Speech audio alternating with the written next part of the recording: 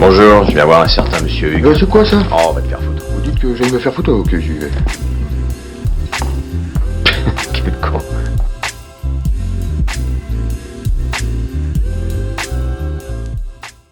Salut tout le monde et bienvenue sur l'écran fou. Et aujourd'hui, ça y est, il est enfin là, le nouveau film de Zack Snyder, à savoir Rebel Moon. Donc vous savez, le vrai, hein, pas celui de Jean-Jacques Schneider, qui était sorti sur Netflix en décembre et avril. Donc non, là, on parle de la version survitaminée de 2 heures supplémentaires à base de violence graphique, de cul et de développement, hein. Bref, selon les dires du réalisateur, ce ne serait plus du tout le même film. Alors si vous voulez connaître mon avis sur les 2 premiers opus en version pour enfants, je vous mets les liens dans la description, mais bon, globalement, en tant que fan de Snyder que je suis, je n'ai pas trouvé assez de naïveté pour me laisser berner par mon côté fan, notamment quand on me vend le Star Wars de Zack Snyder et un truc qui allait pousser l'univers du streaming dans une autre sphère, quoi. Donc autour de 4 heures de contenu quand même relativement mou, avec des personnages pas attachants pour un sou, mais aussi un très gros problème de narration et un manque total d'ampleur quand on parle d'un truc vraiment à l'échelle galactique. Alors, je sais, certains vont me dire que les premiers Star Wars, ça dégageait pas toujours une telle ampleur non plus, entre des décors dans le désert ou en forêt ou dans la neige, mais on parle quand même pas de la même époque, ni des mêmes budgets, et encore moins des mêmes moyens techniques qu'aujourd'hui. En plus, dans Rebel Moon version light, donc c'était truffé d'incohérences, mais vraiment à plus savoir quoi en foutre, hein. Tout ça pour, dans la première partie, amener à un recrutement façon 7 samouraïs très mal agencé, et la deuxième partie, une préparation à une bataille dans un petit village, hein, qui n'avait ni queue ni tête, et qui avait avant tout pour socle narratif une moisson en mode publicité de folle épi, hein. D'ailleurs, pour ceux qui auraient tendance à défendre ce film mais cracher par exemple sur Dune parce que ce serait une pub de parfum, j'ai envie de dire qu'il va peut-être falloir réajuster vos potards en la matière, quoi. Rigolez pas, mais je l'ai lu, hein. Donc non, je n'avais pas du tout été convaincu, et pire, je voyais même pas comment une version longue arriverait à rectifier le tir. Contrairement par exemple à un Batman vs Superman qui de base sentait le produit charcuté, et on voyait clairement les trous que ça laissait dans la raquette, et on savait que c'est l'intrigue qui en avait le plus pâti. C'était évident. Mais dans le cadre de Rebel Moon, on savait que la censure avait expurgé donc les 2 films, donc de leur côté viscéral, certes, mais d'une manière générale, tu peux optimiser certaines choses, mais pas tout. Et notamment corriger les inepties incommensurables et innombrables de la version censurée. Mais en tant que fan de Snyder, mais qui sait se modérer et notamment se remettre en question, ce qui n'est pas toujours le cas dans cette sphère, moi j'attendais qu'une chose, mais que Pépère en fait me démontre mon tort, quoi. Moi je tiens quand même à être clair, j'ai aucune fierté à vouloir prétendre qu'un film est pas bien juste pour pas admettre mon erreur, enfin une erreur de jugement de ma part, quoi. Moi, mon but c'est avant tout de kiffer. Très franchement, je préfère aimer un film, s'il le mérite, plutôt que laisser mon ego me pourrir un plaisir potentiel, quoi. Donc, est-ce que cette version uncut a su me faire ravaler ma fierté? Bon alors, sachant que en plus dans cette vidéo, je parlerai des 2 d'un coup, hein. Je vais pas faire 2 vidéos pour essayer de doubler mes stats, hein. Non, je vais en faire une seule, ça suffira amplement.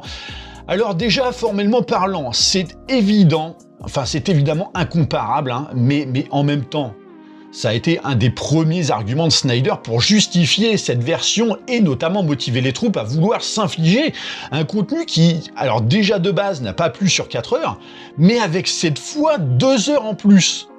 Et rien que l'intro donne clairement le ton.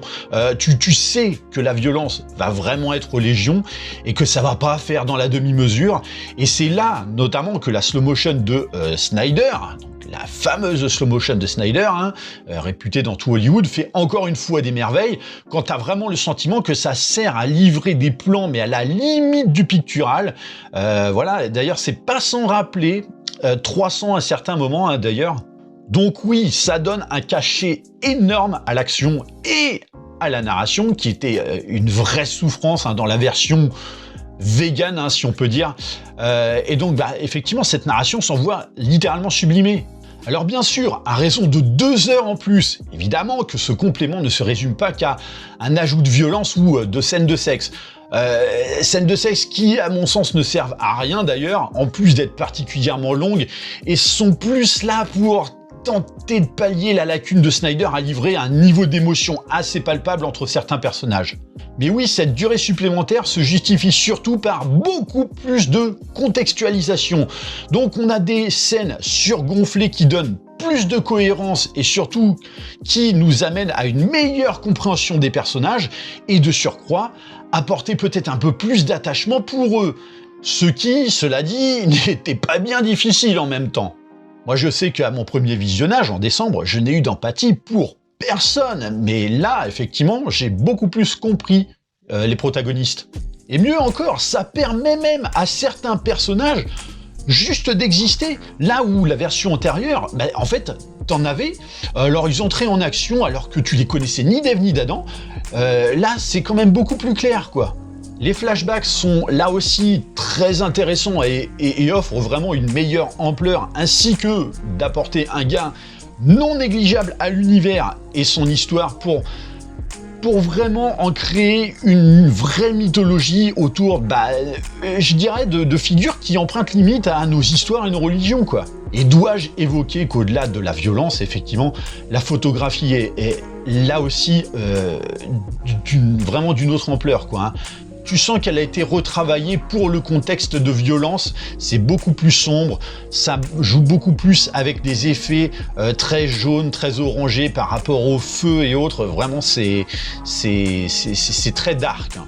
Et plus fou encore, dans la forme, j'ai même eu le sentiment que ça donnait plus de puissance à la musique de Junkie XL, alors que dans la première version, je la trouvais tout simplement indigente, quoi.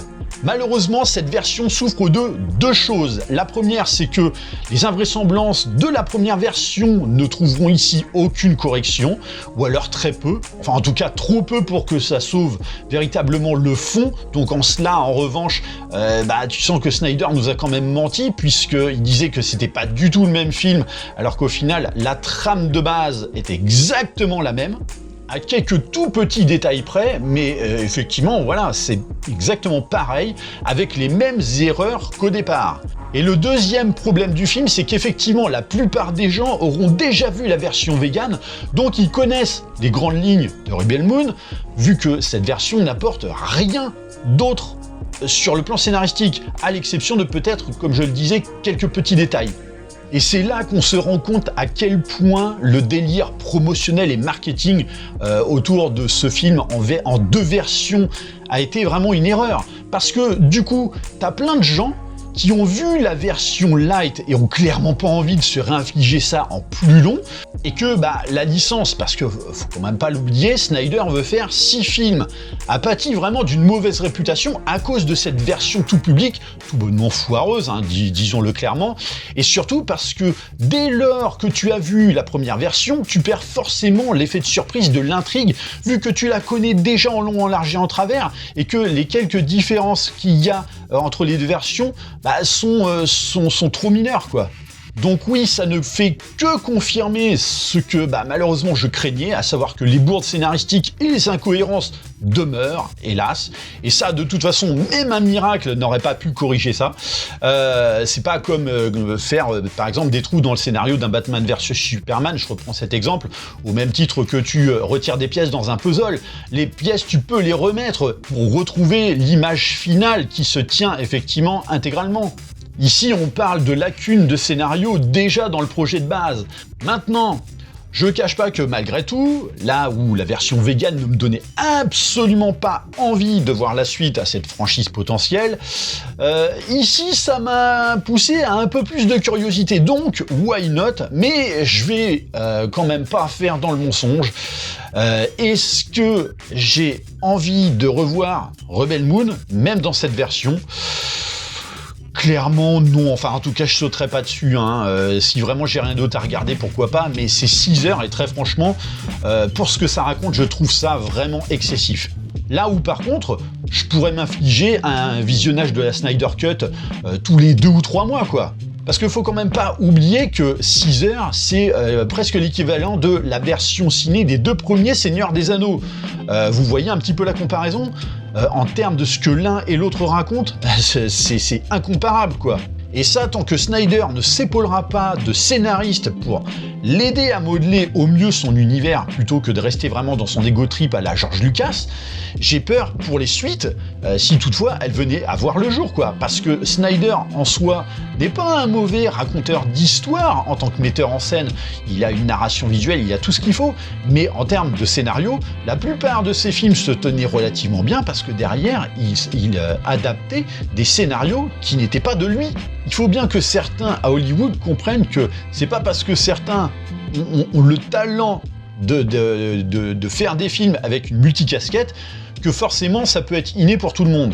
Pour l'heure, est-ce que je vous encourage à aller regarder dans cette version en mode boucherie ? Je vais pas vous dire non, hein. Clairement, il y a une vision de metteur en scène qui mérite effectivement un visionnage. Donc, ce serait quand même moche de s'en priver, mais effectivement, ne vous attendez pas à la dinguerie imprévue qui va vous faire ravaler vos paroles, quitte à vous noyer avec. Hein. D'ailleurs, vite fait, parce qu'en fait, chaque opus est approximativement surgonflé d'1 heure, à quelque chose près. Hein. J'ai trouvé que dans le fond et dans la forme, c'est vraiment le premier opus qui en a le plus été favorisé. Le second bénéficiant plus de, on va dire, la violence qu'autre chose, et par contre alourdissant, ce qui était déjà pas terrible à digérer, donc au-delà de la symbolique de la fameuse séquence, c'est toute cette moisson qui semble mais vraiment devenir interminable en mode oh là là, qu'est-ce qu'il fait bon de vivre en campagne, oh bah et puis tiens, si on faisait une petite fête ce soir. Et ce qui forcément rend encore plus stupide qu'il ne l'était avant le contexte, quand on sait justement le caractère d'urgence imposé par la situation. Donc voilà ce que j'avais à dire concernant cette fameuse Snyder Cut de Rebel Moon. Donc dites-moi dans les commentaires ce que vous en avez pensé, ou si toutefois vous envisagez de le voir, hein, ou est-ce que vous avez totalement été refroidi par la version de base, que vous n'avez pas forcément confiance en une version plus bouchée et tout, donc voilà. N'hésitez pas à me dire tout ça, bien sûr pensez à liker et partager la vidéo, pensez à vous abonner à la chaîne de manière à vous tenir informé des prochains contenus, et moi je vous dis, comme d'habitude, à très bientôt pour une prochaine vidéo. Allez, bye.